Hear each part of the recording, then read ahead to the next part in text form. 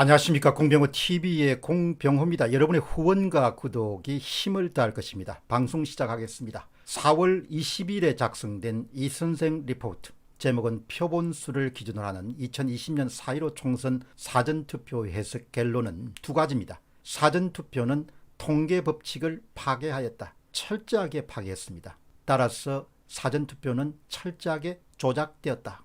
두 번째는 표본조사에서 표본수를 늘릴수록 표본조사에서 얻은 값은 최종값에 가깝다. 이런 통계법칙, 더 정확하게 이야기하면 표본조사의 표본수가 늘어날수록 모집단의 최종값을 추정하는 것은 훨씬 더 정확해야 된다.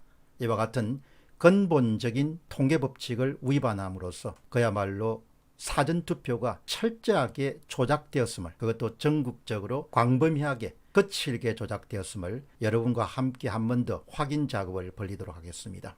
4월 22일 날 이 선생이 분석해서 보낸 도표는 대단히 가치가 있기 때문에 여러분과 함께 차근차근 정리해 보도록 하겠습니다. 모두 8가지 사례로 구성되어 있습니다. 첫 번째는 부산 남구을 사례입니다. 맨 위를 보시면 표본수라는 그런 표시가 있고, 그 다음에 더불어민주당의 박재호 후보, 미래통합당의 이은주 후보가 각각 얻은 득표율을 나눈 것으로 계산한 오차가 마지막에 계산되어 있습니다. 선거는 부산 남구을 같은 경우는 총 유권자 수 가운데서 투표에 응한 사람들의 최종 결과물은 81,196명의 표본으로 구성되어 있습니다. 이것을 관내 사전투표는 23,723표입니다. 모집단의 29.21%라는 아주 큰 그런 표본 집단이 만들어졌습니다. 이 표본 집단을 이용해 가지고 박재호 후보가 얻은 득표율을 이은주 후보가 얻은 득표율로 나눈 그 값의 오차를 구해보니까 무려 30.3%가 나왔습니다. 선거 이전에 실시된 부산일보 여론조사는 표본수가 불과 500개 지나지 않습니다. 518개입니다. 그러면 전체 모집단 표본수의 0.64%입니다. 그리고 부산 NBC 여론조사도 선거 전에 실시될 때 표본수가 500개였습니다. 그것도 모집단의 전체 표본수의 0.61%입니다. 각자가 차지한 그런 오차는 마이너스 0.5%와 마이너스 10.4% 밖에 되지 않습니다. 여러분, 붉은색과 푸른색을 비교해 보시기 바랍니다. 붉은색은 23,000명 정도의 표본수처럼 그렇게 표본수가 커졌음에도 불구하고 정작 모집단 선거의 최종 결과에 각 후보의 득표율을 계산하는 그런 오차값이 30.3%나 됩니다. 10%를 넘어서게 되면 그것은 통계적 조작을 강하게 의심할 수밖에 없는 그런 수치입니다. 반면에 500개 정도의 작은 표본수에서도 불구하고 부산일보 여론조사와 부산 MBC 여론조사는 상당히 근접하게 선거 최종 결과를 예측해냈습니다. 따라서 부산 남구을은 관내 사전투표는 상당히 조작되었을 가능성이 높다는 사실을 확인할 수 있습니다. 다음은 서울 강진을입니다. 고민정 후보와 오세훈 후보가 다툰 지역입니다. 선거의 최종 결과표를 보시면 표본수가 10만 7,618표입니다. 관내 사전투표가 3만 579표로 모집단의 29.21%를 차지합니다. 그러나 오차는 아주 큽니다. 양 후보의 득표율을 나눈 오차값은 28.3%입니다. 붉은색입니다.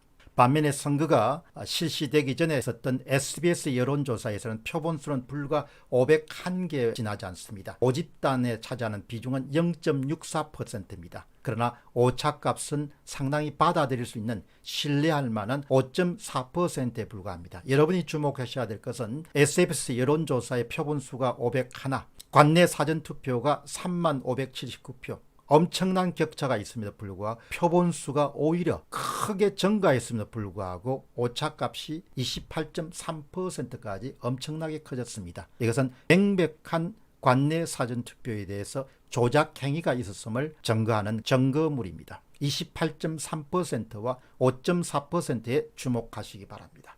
다음 살펴보겠습니다. 서울 동작구의 이수진 후보와 나경원 후보가 격돌한 현장입니다. 선거 최종 결과를 보시게 되면 총 투표자 수는 11만 7,726명입니다. 관내 사전투표가 35,260명입니다. 모집단에 차지하는 비중은 29.95%입니다. 이렇게 해서 얻은 오차값이 10%를 크게 상회하는 36.7%입니다. 반면에 선거가 실시되기 이전에 있었던 SBS 여론조사는 표본수가 불과 501개 지나지 않았습니다. 모집단에 차지하는 비중은 0.46%입니다. 그럼에도 불구하고 오차는 받아들이기에는 조금 힘겨운 24.8%가 나왔습니다. 이 SBS 여론조사는 상당히 부정확한 그런 여론조사다 이렇게 볼 수 있습니다. 그럼에도 불구하고 관내 사전투표에서 얻은 오차값이 36.7%가 SBS 여론조사의 오차값을 크게 뛰어넘고 있습니다. 따라서 이수진과 나경원이 충돌했던 서울 동작구의 지역구 후보의 관내 사전투표도 상당한 조작이 있었다는 것을 증거하는 일종의 통계학적 증거물입니다. 거듭 말씀드리면 표본수가 증가할수록 최종값을 추정하는 것이 더 정확도가 높아져야 된다. 이 대수의 법칙이라는 통계학의 불문의 법칙입니다. 이것을 완전히 깨뜨리는 사례가 서울 동작구을입니다. 여러분이 계속해서 보시다시피 모든 격전지에서는 대부분 조작행위가 있었고 그 조작행위로 더불어민주당 후보가 당일 투표에서 패배했음에도 불구하고 대부분 승리하게 됩니다. 그렇게 만들어진 국회가 21대 국회입니다. 부정선거를 통해서 만들어진 국회가 21대 국회입니다. 모든 권력은 주권 재민의 바탕을 두고 있습니다. 국민으로부터 나옵니다. 국민의 뜻을 위반해서 조작이 이루어지는 그런 부정선거는 우리가 권력의 정당성을 인정할 수가 없습니다. 전국의 대다수 격전지에서 이 같은 현상이 발생됩니다. 이것은 그냥 주장이 아니고 통계 법칙에 의해서 증명된 겁니다. 네 번째 살펴보시기 바랍니다. 서울 인천 연수월입니다. 정영일 일령 후보와 민경욱 후보가 격돌한 현장입니다.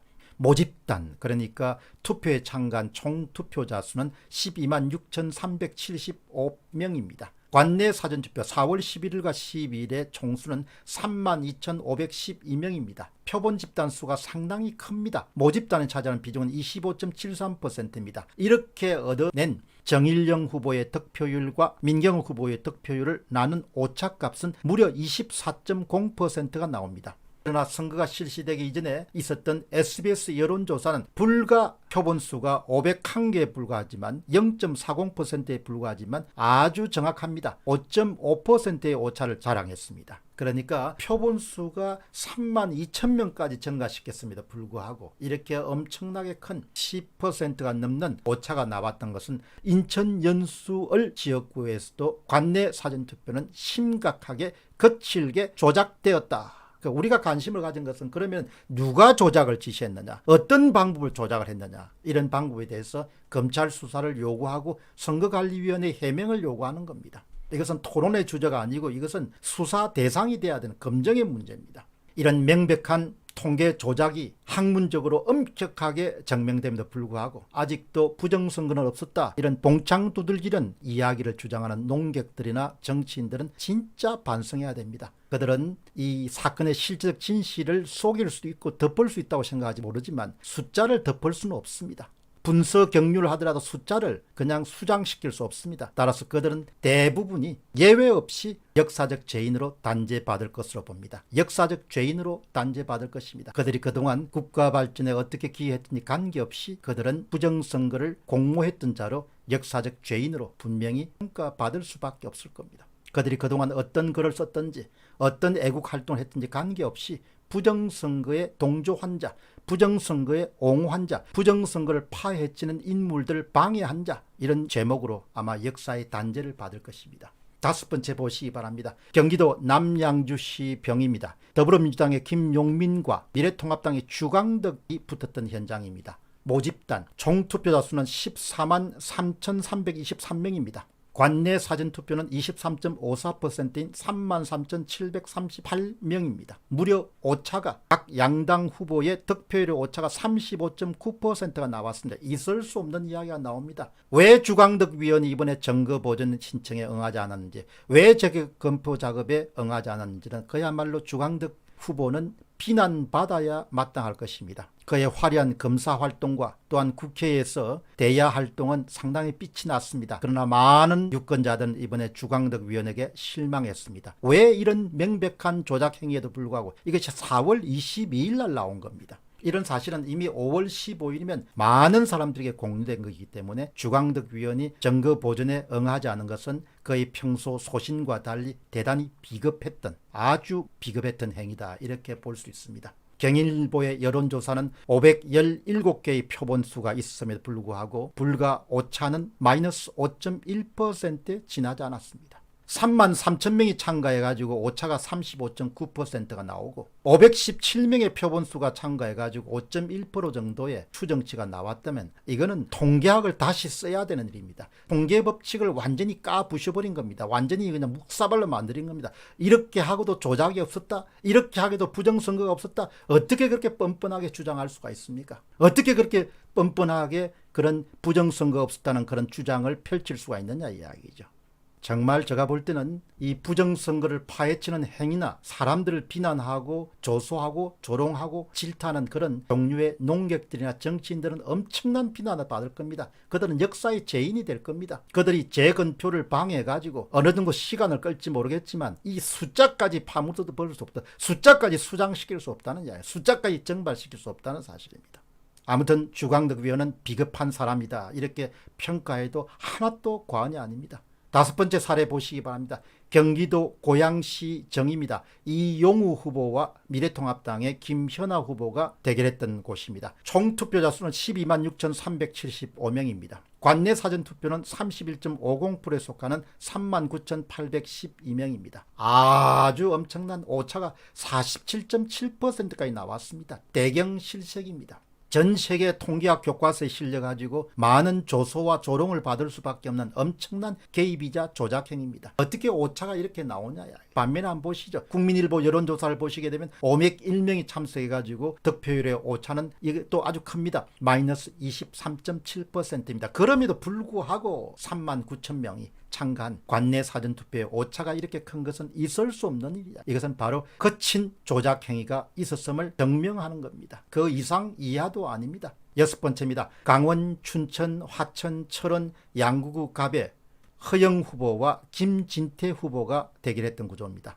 김진태 후보도 검사 출신입니다. 김진태 후보도 이번에 비겁한 자다, 이렇게 평가받아도 쌉니다. 김진태 후보는 재검표를 하면 이길 수 있는 사람입니다. 이 지역구의 투표자 총수는 13만 410명입니다. 무려 31.50%에 속하는 사람들이 관내 사전투표에 참가했습니다. 총수는 4만 5,790명입니다. 여러분, 오차가, 양 후보의 득표율을 나눈 오차가 26.9%입니다. 붉은색 보시기 바랍니다. 그러니까 조작된 겁니다. 확실히 조작된 겁니다. 10%를 넘은 것은 통계적으로 용인할 수 없습니다. 여러분 보시죠. KBS 여론조사가 실시됐습니다. 단 500명의 표본수를 가지고 정확하게 예측합니다. 1.0%를 예측한 겁니다. 선거 전에. 그런데 어떻게 45,790명이 참가한 관내 사전투표에서 오차가 26.9%가 나올 수 있냐 이야기죠. 누가 개입했냐야, 어떤 사람이 개입했냐야, 묻지 않을 수 없는 겁니다. 이름에도 불구하고 언론이 침묵하고, 검찰이 침묵하고, 중앙선거관리위원회 침묵하고, 대통령이 침묵하고, 여당이 침묵하고, 야당조차도 침묵하고, 야당의 일부 정치인들은 선거 조작이 없었다고 그냥 앞에 전이대처럼 날뛰고 있습니다. 일부 우파 유튜브들은 선거 조작이 없었다고 이렇게 날뛰는 겁니다. 한번 보시죠. 이런 통계를 보시면 어떻게 그런 이야기를 할 수 있냐, 어떻게 그렇게 무대뽀로 나설 수 있냐. 과학은 솔직합니다. 봐주는 게 없습니다. 숫자는 솔직합니다. 무자비합니다. 누구 봐주고 하지 않습니다. 통계, 데이터는 그냥 그야말로 있는 그대로를 이야기해 줍니다. 전국적으로 조작이 있었는 겁니다. 관내 사전투표가 이 정도면 관내 사전투표는 더 심했을 거로 봅니다. 그러니까 어떻게 이렇게 해서 얻은 권력을 가지고 21대 국회가 열릴 수 있느냐 이야기죠. 제가 그렇게 묻는 겁니다. 어떻게 21대 국회가 열려서 우리가 179석 정도 차지했으니까 우리가 상임위원회 다 차지해야겠다, 어떻게 이런 이야기를 할 수 있느냐 이야기죠. 거짓입니다. 모든 게 거짓이죠. 사례 7번입니다. 대전 중구입니다. 울산시장 지방선거 청와대 하명 사건을 진두지휘했던 황운하 후보가 참가했던 부분입니다. 황운하와 이은근 보시기 바랍니다. 무려 관내 사전투표에만 32.48%인 42,809명이 참가했습니다. 엄청나게 많은, 이렇게 기본적으로 사전투표자 수가 많으면 훨씬 더 조작하기가 쉽습니다. 장난을 치기가 쉽습니다. 오차가 22.5% 나왔습니다. 불과 508명의 표본수를 가지고 선거 전에 실시됐던 대전방송 여론조사는 8.7% 정도의 오차밖에 나오지 않습니다. 그러니까 이것을 보고 어떻게 조작이라고 아니라고 이야기할 수 있냐. 당신들이 이런 수치 보고 어떻게 조작이 아니라고 이야기할 수 있냐. 이것은 통계 법칙을 위반한 것이고 통계 법칙을 깨뜨린 겁니다. 한국이 통계학을 새로 쓴 겁니다. 4.15 총선이 통계학을 새로 쓴 겁니다. 만일에 4.15 총선이 부정이 없었다 이렇게 생각하면 그것은 통계학을 새로 써야 될 정도의 거대한 사건입니다. 이럼에도 불구하고 모든 데가 침묵합니다. 옳은 일이 아닌 거죠. 우리는 특정 정치인의 정파적 이득을 위한 목소리를 높이는 것이 아니라 옳지 않은 일을 우리가 지적하는 겁니다. 20대와 21대의 총선 강진구를 마지막으로 살펴보겠습니다. 20대 총선은 장정준길과 추미애가 대결했습니다. 여러분 관내 사전투표의 샘플 사이즈 표본수가 12,009명입니다. 표본 모집단의 13.25%입니다. 그런데도 아주 작습니다. 2.7%입니다. 오차가. 21대 총선의 고민정과 오세훈 대결을 보시기 바랍니다. 관내 사전투표가 한 3배 가까이 이름 증가했습니다. 3579명으로. 모집단에 차지한 비중은 29.21%, 30%를 육박합니다. 오차 범위가 28.3% 나왔습니다. 여러분 한번 보시죠. 표본 크기가 저렇게 12,000명에서 3만 명으로 증가했는데 20대 총선에 비해 가지고 오차가 2.7%에서 무려 10배 이상 28.3%로 늘어난 겁니다. 그러니까 20대와 21대를 비교하더라도 표본수를 기준으로 하더라도 광진구을은 100% 조작이 된 겁니다. 그럼에도 불구하고 오세훈 씨는 부정선거를 밝히기 위해서 노력하는 것은 그냥 헛된 일이다. 에너지 빼는 일이다. 이따위 이야기를 하고 있으니까 말이 안 되는 거죠. 절대 오세훈 씨는 대권 후보도 될 수 없고 당권 후보도 될 수 없습니다. 어떻게 이런 걸 보고 거짓말 하냐 이야기. 당신한테 표를 던진 사람들은 어떻게 이렇게 배반할 수 있냐 이야기. 한번 보라 이야기죠. 여러분 붉은색 표를 한번 더 보시기 바랍니다. 붉은색을 2.7%입니다. 표본수가 12,000명에 불과했습니다. 20대는. 21대는 표본수가 3만 명으로 증가했습니다. 28.3% 증가했습니다. 표본수가 10배가 뜬 겁니다. 이렇게 해도 조작이 아니라고? 이렇게 해도 부정선거가 아니라고? 부정선거를 위해서 노력하는 사람이 무슨 헛된 일을 하고 있다고? 에너지 빼는 일을 하고 있다고? 정신 나간 사람들이죠. 절대 오세훈은 대권 후보가 될 수 없고 절대 오세훈은 당권 후보가 될 수 없는 겁니다. 숫자 앞에 진실하지 않고 국민들의 열망을 반영하지 않는 정치인이 어떻게 공적인 자리에 설 수 있겠습니까? 공적인 자리에 절대 서서는 안 되는 거죠. 여러분이 보시다시피 격전지에 있는 대부분의 후보들은 다 이렇게 해서 탈락했습니다. 당일 투표에서 근소한 차이로 미래통합당 후보가 이기고 있거나 당일 투표에서 근소한 차이로 미래통합당 후보가 패배한 그런 선거구에서도 많은 경우에 재검표를 거치면 순위가 바뀌게 되는 것이 바로 이번 선거입니다. 명백한 4.15 부정선거입니다. 더 이상 더 이하 설명이 없습니다. 이 표를 여러분들 많은 분들과 공유하시기 바랍니다. 너무나 명백한 거친 조작이 어떻게 21대 총선에 이루어진 것을 우리에게 낱낱이 증언하는 자료입니다. 공병호 TV의 공병호였습니다. 감사합니다.